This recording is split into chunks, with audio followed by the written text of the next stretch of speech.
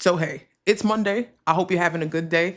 I have a couple things I want to talk to y'all about. So, people are engaging, watching, and commenting, and so on. So, new people that's been here, thank you so much. Per usual, I have to acknowledge y'all every time I get a chance because it means a lot to me. I appreciate you.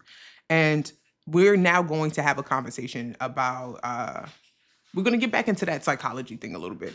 I've been pretty fortunate to like get into school and survive just all of the moments that I feel like I should have snapped and I didn't, right? So in the spirit of that, let's go a little bit further. Um, we're gonna have a conversation about two things that have come up and have been on my mind. And the conversation around Ariana Grande made me think about how we discuss, you know, eating habits. And then there was the reemergence of Samyra with the whole back and forth with Cardi B and the Old Navy thing and all this other stuff. That better not be who I think it is. That better not be who I think it is. That y'all just posted on y'all account talking about something you about to drop something with them. That better not be who I think it is. Yes, it's an issue that brands that make plus sizes don't carry those sizes in store nor use plus size models online. Yes, it is an issue that there are only about 3 stores in all of Los Angeles where plus size shoppers can get clothes same day. And yes, it is an issue that a brand does an entire campaign about body equality where they attempt to close the plus size shopping gap created by fatphobia just to remove the entire campaign, remove their plus sizes from their stores, and partner with a celebrity that said fatphobia doesn't exist. Some people spend a fortune chasing the perfect jeans. Cut!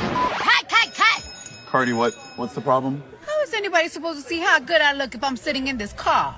The Skinnylicious thing came up and all that other stuff. And I don't think I necessarily want to get into the specifics of what she's done, but more about the pathology that brings her to this point. And how is it that we can have a Samyra and an Ariana Grande exist at the same time and they both be receiving similar kinds of rhetoric around what they should be doing, how they should be doing it, while existing on opposite ends of the spectrum? So without further ado, let's start with this eating habits kind of thing, right? So I have like a little whiteboard thing that I want to show you guys. And the short version of it is, before I pull out the board, is the way that the brain works, it works in automation, right? So when we are breathing, we don't think about it. When we are seeing things, we don't think about what we're seeing, we just experience it, right? And that's because the brain understands that it has a bunch of things to do. So a lot of the information that we receive is automatically processed, right? So that's how come if I say things like, oh man, like I stubbed my toe on the corner of my bed frame last night, you might notice that your toes may start to tingle a little bit if you've had that experience before, right? Because there is this automation process that happens that your brain is proactively processing stimulants that it receives, whether it be that you see it, feel it, think it, taste it, or anything like that. Fair enough? So learning and habits that we have operate in the same kind of vein. There is a lot of things that we experience that we've seen before, been a part of, and that sort of thing that our brain stores in its memory bank or in its what we call synaptic process. So when you learn something new, you experience something new, it's a similar process of synapses that we would have when we like touch a hot stove. So notice, even if a stove is not hot, if we're not sure, we tend to do a tap, right? If we come across a curling iron and we like, ooh, was that curling iron plugged in? If you can't see, you either only touch the plastic part or you touch the curling iron and you tap it to make sure that it's not hot, right? It's a precaution because you have memory in which that can be dangerous, right? So eating habits in a similar vein, right?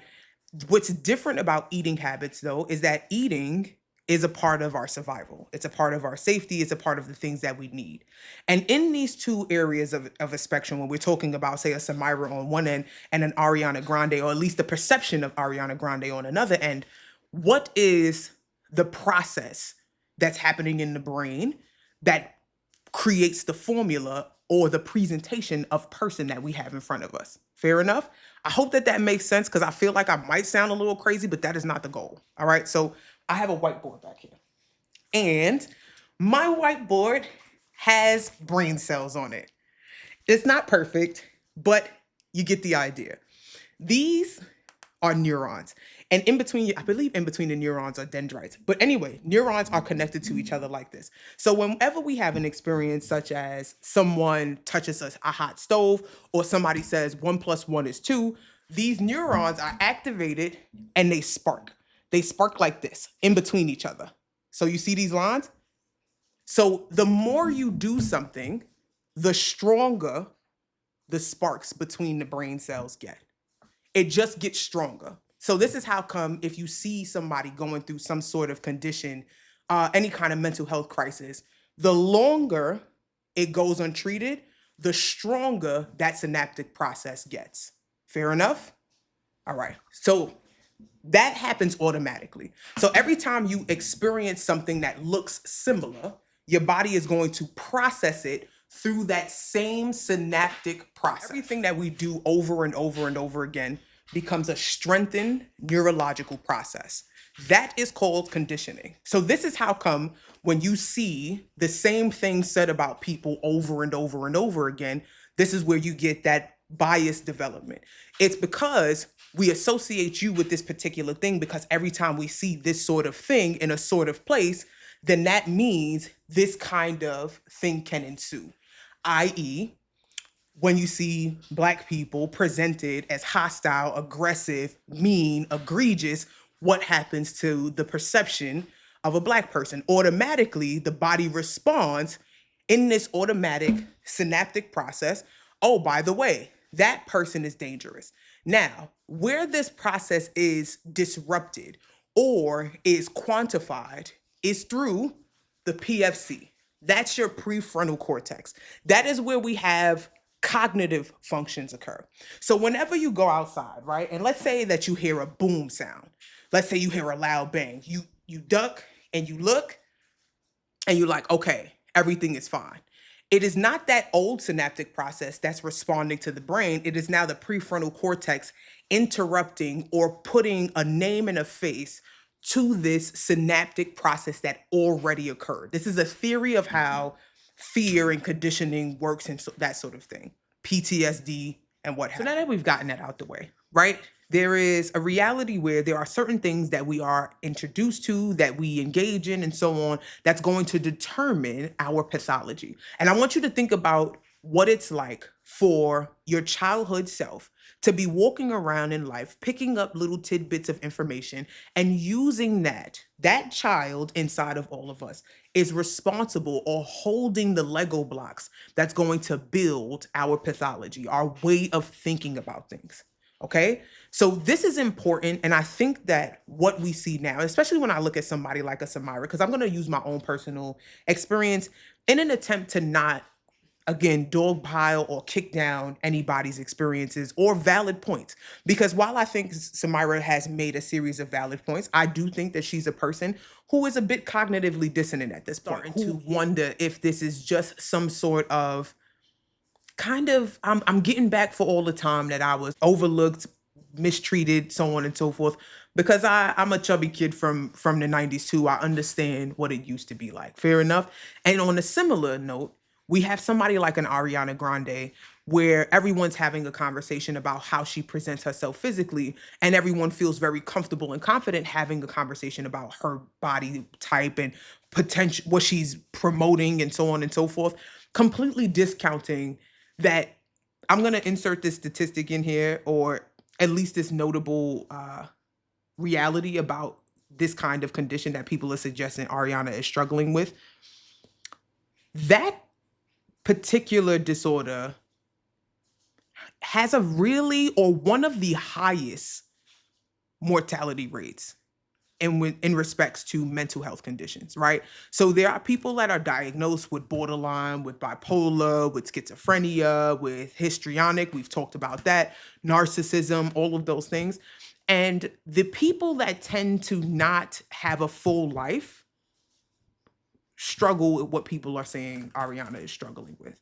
And I think that if we understood the importance of her mental fragility associated with that, like if you believe that this is her issue, jumping up and talking about her having an issue or highlighting issues with her body is not going to help her, because that's going to activate the synaptic process that very much could be responsible for why she does not.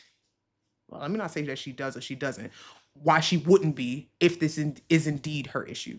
Does that make sense? I hope it does, because I feel like I'm trying to squeeze in a lot. So remember, going back to our little whiteboard, we have synapses, which is an automated process that establishes our thoughts, reactions, responses, behaviors to a specific sort of stimuli. And the prefrontal cortex is the cognitive disruption in any automatic response that the brain does, right? That's like when you breathe automatically, breathe, and it's regular. But as soon as you smell something strange in the air, you hold your breath. That's your prefrontal cortex disrupting your automatic process to make sure that you aren't putting yourself in danger. Does that make sense? To mitigate the response to the stimulant around you. And so when we start to talk about things like delusions or mania, we are talking about people who has not had the ability to activate their prefrontal cortex or effectively cognitively appraise the situation, circumstances around them currently, and they are overreacting. They are overreacting. So someone that is in a state of mania can look like someone that's really paranoid. They're overreacting, they're over engaging, they hear things and they look around and they're fearful, and there's nothing going on, but they're responding to it as if something is. The cognitive appraisal process is not interrupting the automatic synapses that typically happens inside of your brain. Make sense? I hope so. We're going to move on to the next part.